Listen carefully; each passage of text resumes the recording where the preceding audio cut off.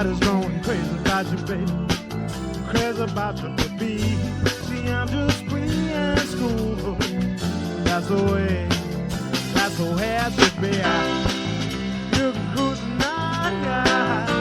Oh, I sail the seven seas, but you'll never find a man who wanna die quite like me.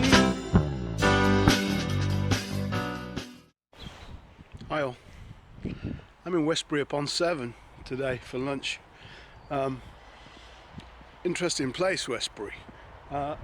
Here's the tower of the church behind me. St Mary, Peter and Paul, the church is called. But you see, there's the church over there.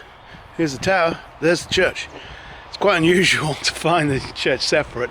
Of course, the tower is earlier. Can you see where the roof lines used to be on the earlier church here? And when they decided to build the new church just there, they left the tower standing.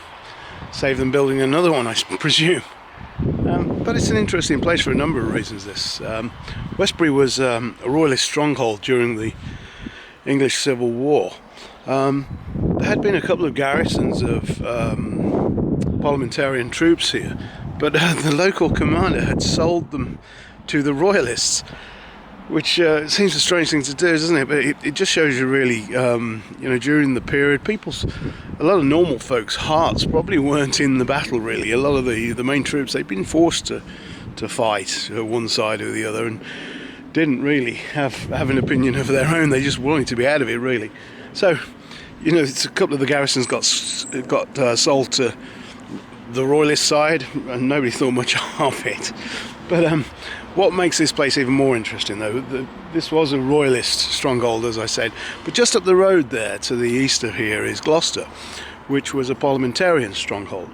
7th of May 1644, the commander there, Edward Massey, decided he'd had enough and he marched to Westbury upon Severn here.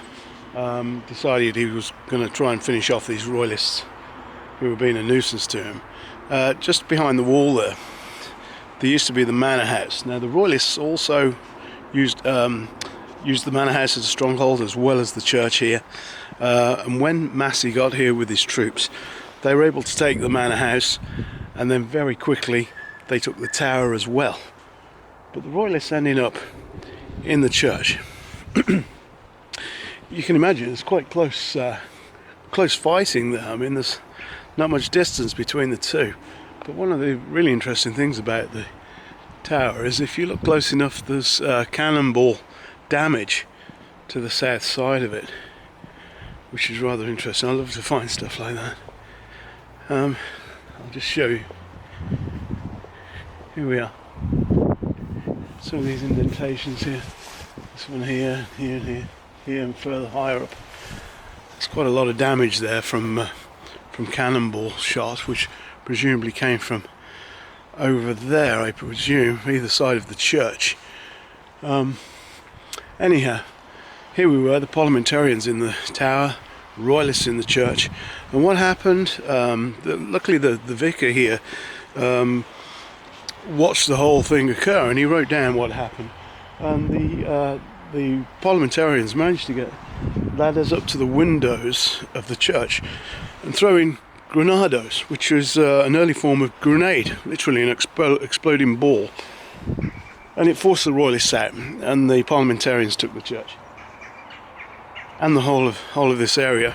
Some of the men escaped, including their commander, who was Colonel John Winter. He headed back towards Lydney, which is where he lived, and disappeared into the Forest of Dean, where many of the royalist troops were based. As always with these places, it's hard to comprehend just how violent the situation must have been back then and how peaceful it is now in comparison.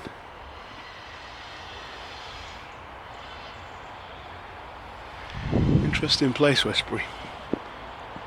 It's just a little quiet village nowadays. Anyhow, that's all about Westbury for now. Hope you keep watching these. All the best. Bye.